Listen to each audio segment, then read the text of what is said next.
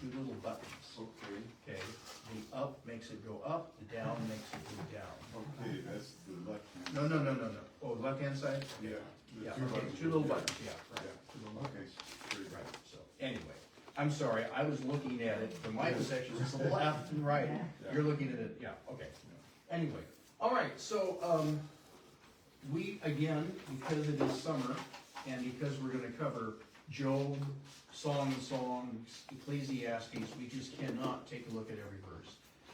The other thing is that if you've ever read through Job, and if you, I'm sure you did if you did your through the Bible reading last year, it's long. It is really, really, really long. And so I think it does help to summarize Job, to give you the big picture of what is going on. So again, what we need to remember when we come to the book of Job is that there is something happening that Job and his friends are not aware of. There's a spiritual battle taking place. And so Job and his friends are making their assumptions, their conclusions, their theological positions on what would be the given positions of the day. Now, if we are correct that Job may be the oldest written book of the Bible, then this probably was Abraham's time or before. So what we have today is we have the completed canon of Scripture. And God has really revealed himself in many ways to us. He had revealed himself to the people of that day, but their knowledge was not as deep as our knowledge is. You know, we live this side of the cross, and we see things from a totally different perspective. And we've seen the love and grace and mercy of God. So, anyway, as Job's friends attack him, literally, and accuse him, again, their theological position is this. If you have had misfortunes in life, then you have sinned. God is judging you. Okay. Now, when we get to chapter 22 through 31, especially we're going to be in 31 this morning, Job is going to sound a little bit arrogant. But again, he's trying to react to the accusations of his friends. And he's trying to say, I have lived a righteous life. And he's actually going to delineate some of the good things that he's done in his life. Now, you and I know that doesn't save anybody. Okay, we're all sinners. We all need the cross of Christ. Yet, Job had lived a life that would not indicate that God should be judging him for his sinful behavior. And so this is what he's defending himself. He's reviewing his righteous life. So what we first of all need to do, I know this is a long reading, but on page 31 we have an in brief of chapters 22 through 30. Big section of Scripture. So, Mr. Cogswell, since you're sitting in the half-price section this morning. Yeah. But again, this row is half price this morning, just letting you know. But for Vicky's case, it's full width. For mine, it's half price, half width. Well, see, there's two tables. Yeah, there's the full width and the half width. Yeah. All right. And up here is the dim width. Yeah, Trish isn't here yet, yeah. We're incorrigible, aren't we? Terrible. Would you please read that in brief? Yes, we will read this. Okay. Before I do, I just want God to Simpson. I think we have to go back to that point that it's always by faith. And so it's, Job was way back there, but as his understanding was, he had true faith. Right. I think we've already come through, that was it last week, that song too. I know that my Redeemer liveth. So he had faith. And for us, that's the only way we get it. Abraham was justified by his faith. It's nice to have knowledge, and I think that we should. But just knowing about God and not having faith gets you nowhere. Here we go. Sorry. The chapters of Job covered in this lesson include the third and final cycle of speeches. Eliphaz and Bildad both spoke, with Job responding to each of them. Zophar did not speak in this last cycle of speeches. No explanation is given as to why he did not speak. Eliphaz seems to have finally lost patience with Job. He blamed Job's woes on Job's great and endless wickedness. as Eliphaz saw it. Yet Eliphaz also said that all Job had to do to regain peace and prosperity was to submit to God's will. Job responded by saying that he wanted to talk to God directly, even though it seemed to him that God was nowhere to be found. He felt both confident and terrified, trusting that he could withstand God's judgment, and yet knowing God could do as he pleased. Job then probed God's providence over earthly matters more deeply. Why, he wondered, does God do nothing when everyday acts of injustice lead to poverty and misery? Why does God allow the wicked to get away with cruelty and immorality? Despite these questions, Job held on to his conviction that someday God would bring justice to both the righteous and the wicked. In his brief reply to Job's words, Bildad observed that compared to the great and righteous God, humanity was little more than a maggot or worm. To this, Job reacted sarcastically, going on to reaffirm his innocence in the eyes of God and arguing once again that the fate of the wicked is to die by God's hand. Chapter 28, which some consider an interruption in the flow of the speeches, has been called the Hymn to Wisdom. It reveals that wisdom cannot be bought or discovered and is found only in God, who declared, the fear of the Lord, that is wisdom, and to shun evil is understanding. Chapters 29 through 31 provide Job's final defense against his non-comforting comforters. In these chapters, he compared the past when everyone honored him to his present state of disgrace when he could think only of dying. Okay, so finally our front row is complete. We have the half width, the full width, and the dim width. All right, if you turn the page. That goes to show how good of an instructor we have. Hey, Trish, that's just his imposing on others. You see, that's what happens to people like that. They transfer to others. It's called transfer. The state that they're in, yeah. Okay. All right, if you turn to page 32, now we're going to attempt to listen to verses 1 through 12 of chapter 31.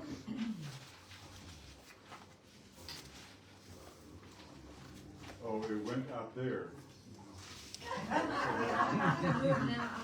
But I had it set for here. I know it. Yeah. Okay, it ended up.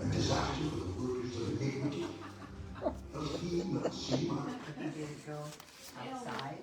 No, it just went to the sanctuary. Okay. Yeah. Right, that's what I was saying. Wake up the neighborhood. Where who's connected? Oh, Oven Tree. I didn't see that. Only because I'm missing a spot. I mean, somehow, because I'm losing Okay, Oven Tree, for some reason it connected to Oven Tree. So I'm reconnecting now. Order boom. Connected. Technology has a mind of its own. Technology has a mind of its Yeah. own. That's right.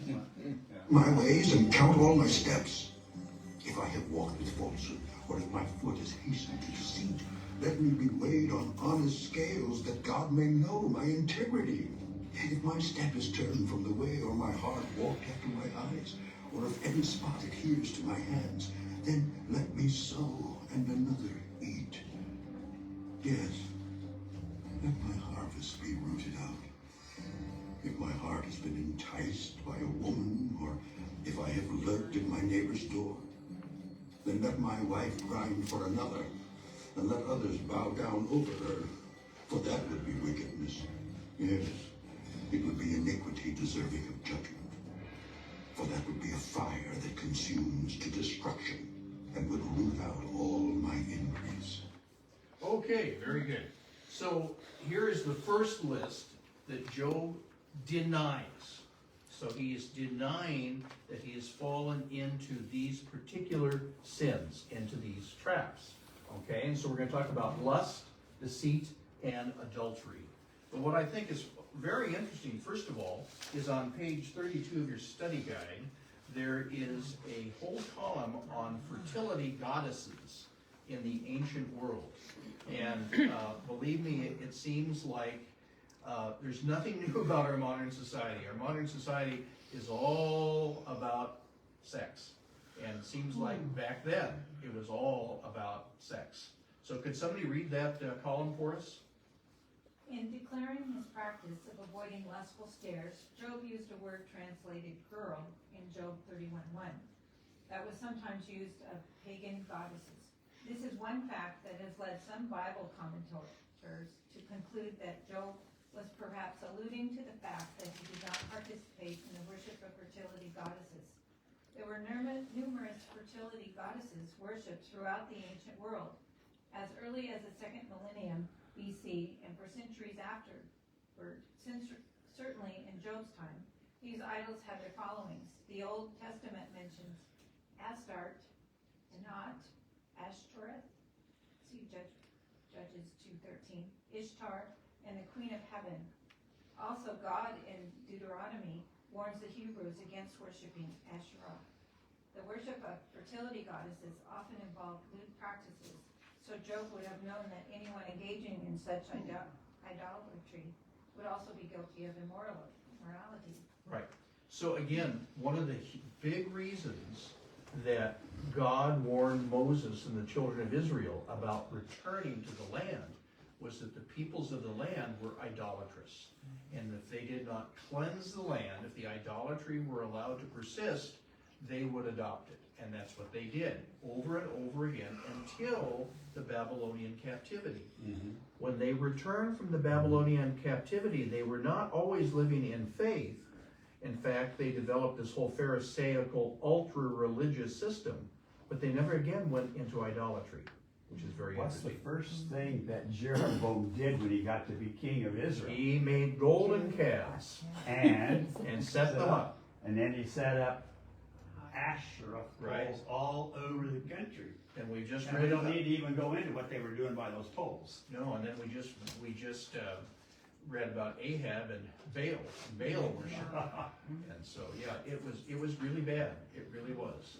I watched a video last night, and I'm not sure that I agree with all of it, but I agree at least with the basic principle. Eric Stickleback was interviewing this one preacher on the days of Noah, and I won't get into all the details, but basically, he believes that God was not so much judging planet Earth as he was purging it. Apparently, Noah and his family were the only family that had not been affected by everything that was going on in the world. And the reason he destroyed, quote unquote, what he did was to purge the world. But then he went on to talk about how Jesus says, is it as in the days of Noah? And he talked about what he believes the earth will be like just before the second coming of Christ. And it'll be just as bad as it was during Noah's time. And so, very interesting thought. All right, so lust. Job's first claim to purity was in the area of to avoiding was lust, and that's in verses 1 through 4. He had made a covenant with his eyes. And again, we need to be very careful about what we look at. And Matthew chapter 5, verse 28, I'm looking on page 33 now. Jesus said, I tell you that anyone who looks at a woman lustfully has already committed adultery with her in his heart. And remember, Jimmy Carter got in trouble as an evangelical Christian. Somebody asked him if he'd ever lusted, and he said, well, yes. He'd never committed adultery in the sense of having a relationship with some other woman, but he'd looked lustfully. And so that's what he meant. But they took that out of context. Oh, yeah, they did. But Okay. he was actually being honest at that point. Right. So if we get down on that column, it's interesting. It says, this took the form of saying, if I am guilty of such and such a sin, may such and such a punishment be done to me. And then he goes on and talks about deceit in business practices. So in other words, what Job is trying to tell his friends is, hey, look it, if I'm really guilty of all the things you say I'm guilty of, then God has every right to wipe me out. But I'm not, is what he was trying to say. Anyway, deceit, it talks about weighing on honest scales. And again, he would have been a businessman. And he used fair business practices. He was not known for cheating people. And so that was another thing. Then if you take a look over on the right-hand column, most of the way down on page 33, Job then returned to the theme of immorality, this time denying that he had committed adultery. So this is not just looking lustfully at a woman, but actually committing adultery. And we can go ahead and change the page here. We need to move right along. But Job added a brief commentary on the sinfulness and destructiveness of adultery. And he'd seen what it had done. And then, of course, if you get down to the bottom there, it says marriage should be honored by all and the marriage bed kept pure. Hebrews 13, verse 4. So that's the first three things. Job says, look it, I haven't lusted after women. In my business, I didn't act deceitfully. I have not committed adultery. And now he's going to talk about injustice, miserliness, and idolatry. Hopefully, verse 13. Good. If I have despised the cause of my male or female servant when they complain against me, what then shall I do when God rises up? When he punishes, how shall I answer him? Did not he who made me in the womb make them? Did not the same one fashion us in the womb? If I have kept the poor from their desire, or caused the eyes of the widow to fail, or eaten my morsel by myself, so that the fatherless could not eat of it, but from my youth I reared him as a father, and from my mother's womb I guided the widow. If I have seen anyone perish for lack of clothing, or any poor man without covering, if his heart has not blessed me, and if he was not warmed with the fleece of my sheep, if I had raised my hand against the fatherless, and I saw I had help in the gate, then let my arm fall from my shoulder. Let my arm be torn from the socket. For destruction from God is a terror to me, and because of his magnificence, I cannot endure. If I have made gold my hope, or said to find gold, you are my confidence. If I have rejoiced because my wealth was great, and because my hand had gained much. If I have observed the sun when it shines, or the moon moving in brightness, so that my heart has been secretly enticed, and my mouth has kissed my hand, this also would be an iniquity deserving of judgment. For I would have denied God who is above. Very good. Thank you. Works. It works, yes. So anyway, here are the three more things that, again, Job is denying. So again, this is not a list of positives. This is a list of negatives. These are negative things. These are sins that if he had committed, then he believes God would have had every right to judge him. Again, he's not claiming to be sinless, but he's also saying, look at these, I haven't done these things. So these are injustice, miserliness, and idolatry. So first of all, how has Job treated others? Job's first example of ways he was considered to others, he referred to his treatment of his servants. And how had he treated his servants? Justly. Very well. Yeah, very honestly. Did his servants ever go hungry? Were they ever naked without clothes? He even treated those who were fatherless like his own children. So, I mean, he said basically, if you were to interview my servants, they would tell you what sort of life I have lived. Now, again, we don't have that same sort of situation exactly in our culture, but we certainly do have employers and employees. And if you want to know what an employer is really like, go talk to the employees. Yeah, about that. You know, and they'll tell you, you know, how they have been treated. And believe me, I know of employers who have really mistreated their employees, and yet they're very friendly to their customers. You know, and so that's a very, very serious situation. So anyway, if you go down to the middle of that right-hand column, it says the writer of Proverbs expressed the same sentiment. Rich and poor have this in common. The Lord is maker of them all. And so again, Job's idea was that it didn't matter whether you were rich or poor, if you were the boss or the servant or whatever, we're all people in God's sight, and we all should relate in that situation. And if you go down to the bottom paragraph, it says, Job's kindness and consideration touched not only those within his household, but those without of it as well. He made it a lifelong practice to take care of the needs of the poor, the widows, the orphans, and the inadequately clothed. So, in other words, these are charity. Now, unfortunately, back in the early 1900s, there was a wave of liberalism that spread across many Protestant churches. And they got involved with what was called the social gospel. And instead of preaching the gospel, which is our need for spiritual salvation, they tended to switch over and try to take care of physical needs. Now, that's not to say we should not do that. You know, I am fully aware and support the Christian Aid Center and other organizations like that. But it seemed like after a while, their emphasis was on the social gospel, on helping people, and then they thought they were good, they were right before God because of all these good deeds that they were doing. James makes it very clear that first comes faith, then comes works. Okay, and if you have faith, that should result in your good works. And so that is what Job was trying to talk about. Later down it says he shared his bread with orphans. Later down it says he did not physically abuse them.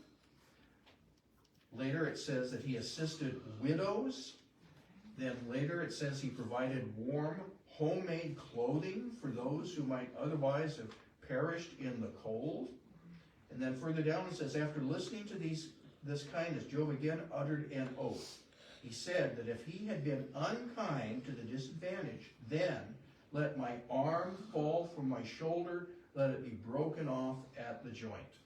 So again, he pronounces a curse about himself. And if I've done these things that I'm being accused of, then this should happen to me. But again, he is denying all these things. He's not claiming to be perfect, but he's saying, I didn't do all of these things. Over in the right-hand column, it says, Job did not fail to mention God's influence in his practice of doing good. One of the things that drove Job to be concerned for others less fortunate than himself was his respect for and fear of God. Okay? So he was a godly man, and because he loved God, he reached out to other people. Then he says that he never placed confidence in his great wealth or raised its importance too high. And further down it says, just as Job had not placed his confidence as well, he also had not placed any confidence in the objects worshipped by others in his day. If you turn over the page 36, if Job had been guilty of greed, a form of idolatry, as well as conventional idolatry, then he would have deserved judgment. And again, as you pointed out, Dan, when the children of Israel got impatient because Moses hadn't come down from the mountain, what did Aaron do? What did he make? What was that? It was an accident. Oh yeah, he just happened to throw the golden and popped his calf. Yeah. This is your God, O Israel. Then later on, with Jeroboam, we have the same thing, except he makes two of them. Right. And he says to them, this is your God. This is what brought you out. And yet, it's obvious this is a man-made object.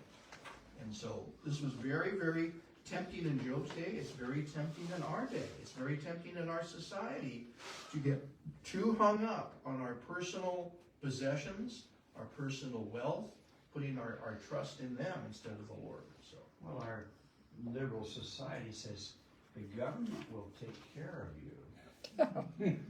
It doesn't certainly, you don't dare mention God or they won't. so this morning, you are going to hear an excellent We knew that was coming, didn't we? presentation on that whole subject. Because we're going to take a look at a question they asked Jesus, trying to trip him up. His brilliant response, and then we're going to take a look at what the Apostle Paul has to say. But we're gonna ask you a question at the end of the message, and I'll give you a clue. What happens in the 2024 elections if you don't like the results? What do we do? And we have to follow what Jesus said, we have to follow what Paul said. So stay tuned for an excellent presentation. I wanted to be disobedient on that one. All right, so let's talk about Job denies gloating, inhospitality, hypocrisy, and exploitation. If I have rejoiced at the destruction of him who hated me, or lifted myself up when evil found him, indeed, I have not allowed my mouth to sin by asking for a curse on his soul. If the men of my tent have not said, who is there that has not been satisfied with his meat? But no sojourner had to lodge in the street, for I have opened my doors to the traveler. If I have covered my transgressions as Adam by hiding my iniquity in my bosom, because I feared the great multitude and dreaded the contempt of families, so that I kept silence and did not go out of the door. Oh, that I had one to hear me. Here is my mark. Oh, that the Almighty would answer me, that my prosecutor had written a book. Surely I would carry it on my shoulder and bind it on me like a crown. I would declare to him the number of my steps. Like a prince I would approach him. If my land cries out against me and its furrows weep together, if I have eaten its fruit without money or caused its owners to lose their lives, then let thistles grow instead of wheat and weeds instead of barley. Boy, according to verse 40, the Wall Valley must have really sinned. We got a lot of thistles. Oh my. I tell you, they grow everywhere, and they grow anywhere. Yeah, without any help from us. We have a house next door to us that is basically vacant, although somebody's staying there. And the backyard has thistles now that are literally 9 feet tall. And I'm not No, joking. you don't have to. And the whole yard Control. is full of them. And they're starting to bloom, which means all that's gonna come back. Because I had to do that when I They cut our field, Don.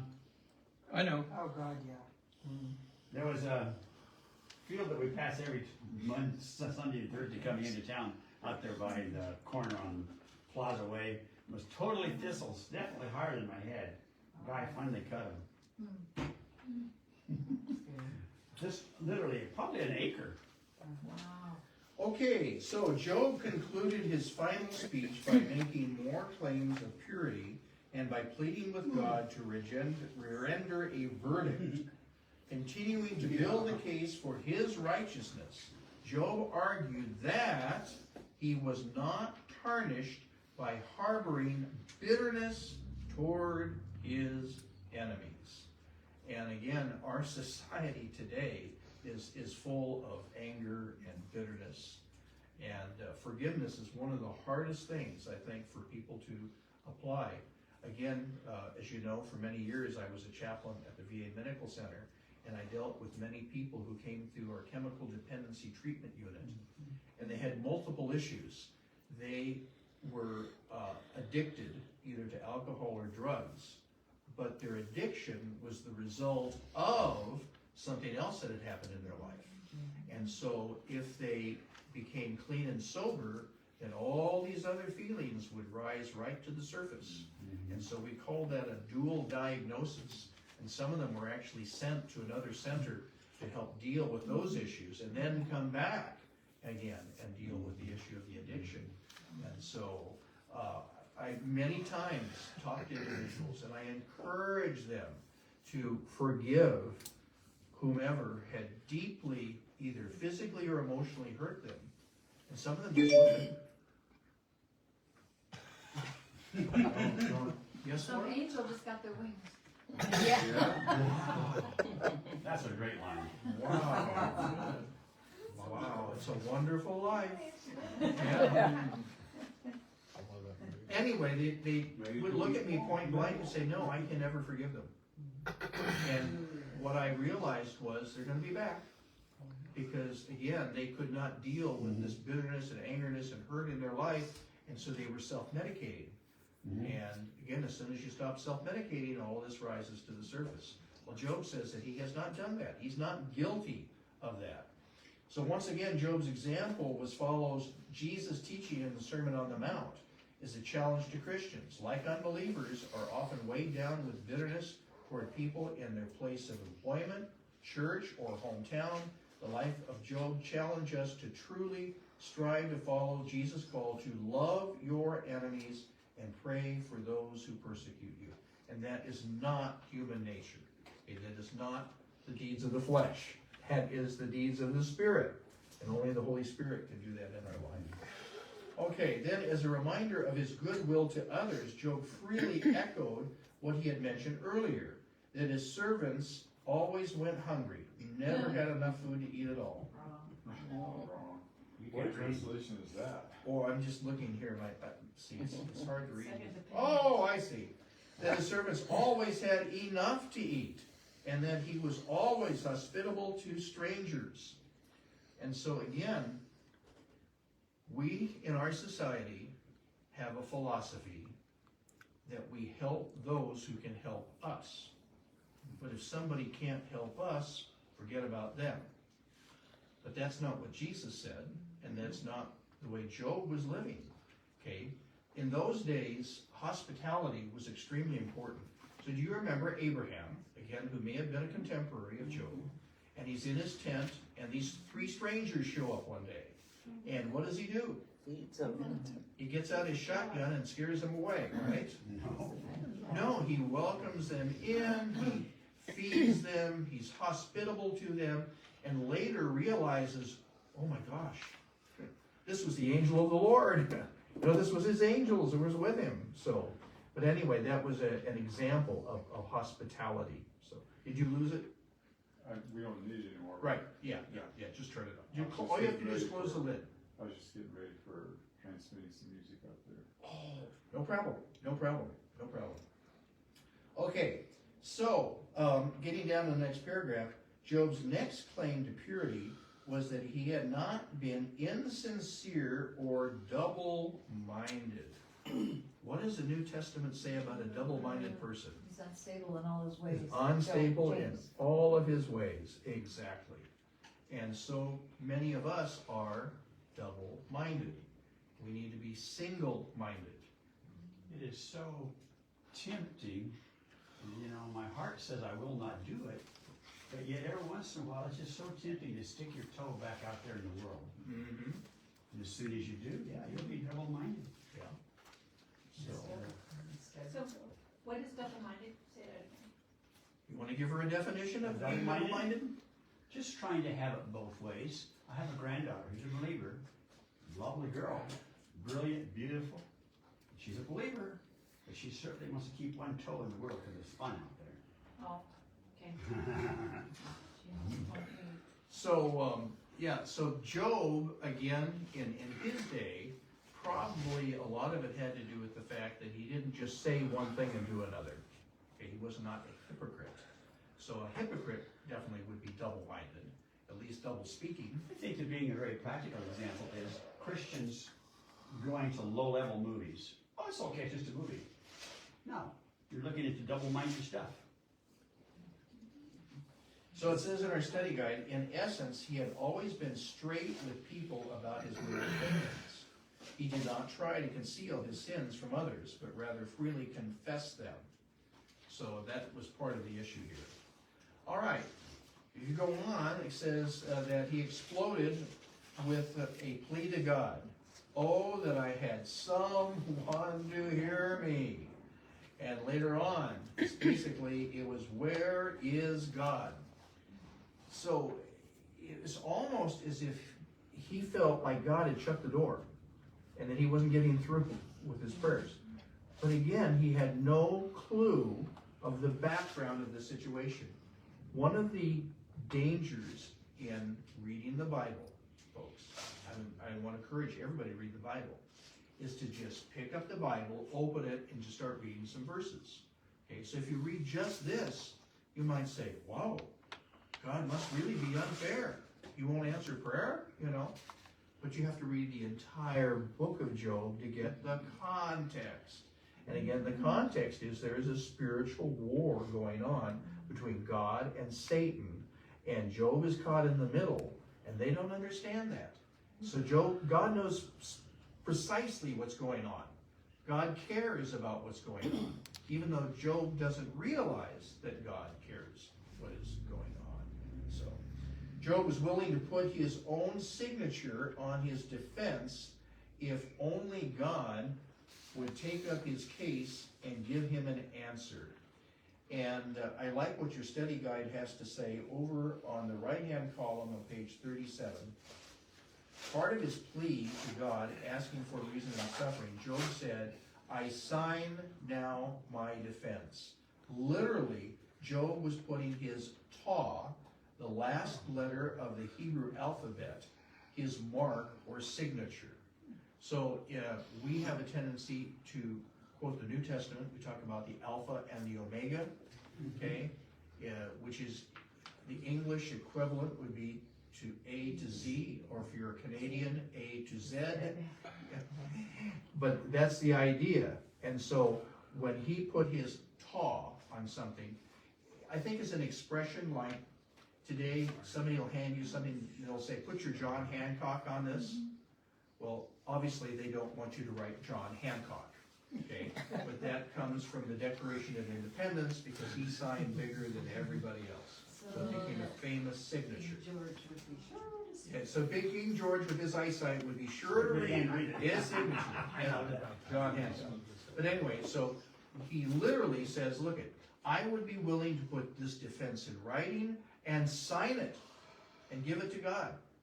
Because I'm not guilty of these things.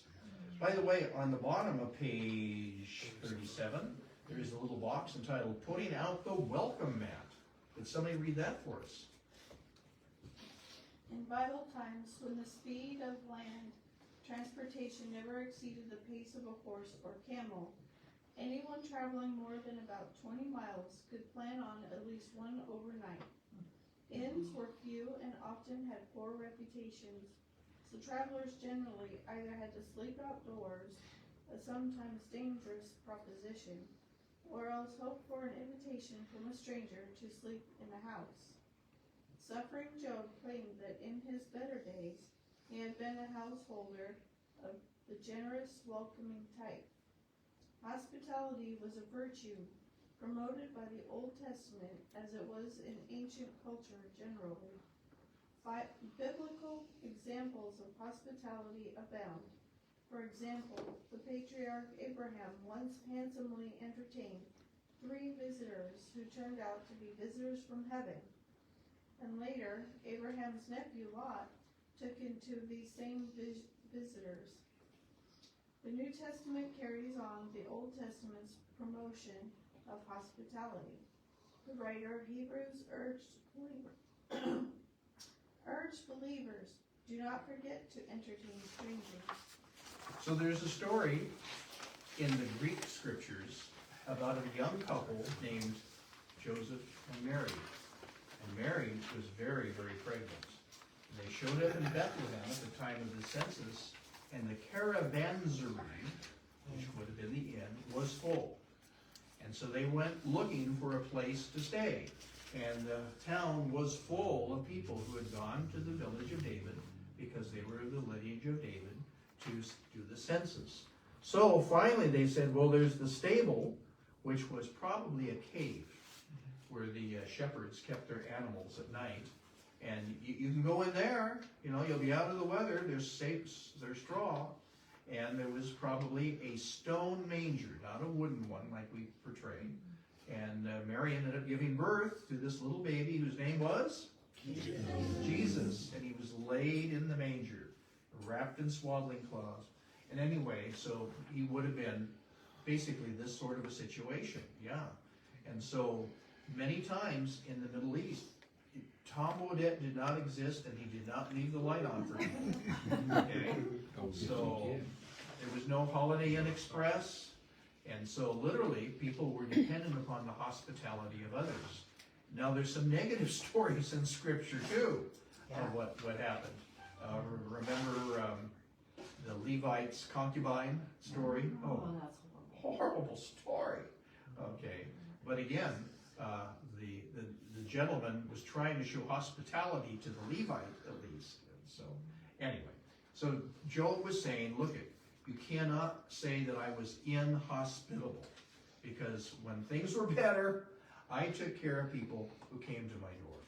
All right. So no matter how Job responded to, no matter how God responded to Job's plea, Job would not feel guilty.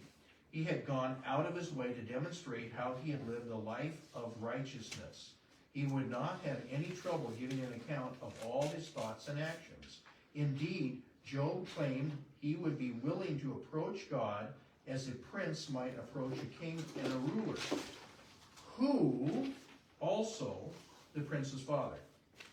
After the brief interlude recorded in verses 35 through 37, in which Job pleaded for God to give him an answer, Job returned to his claims of purity.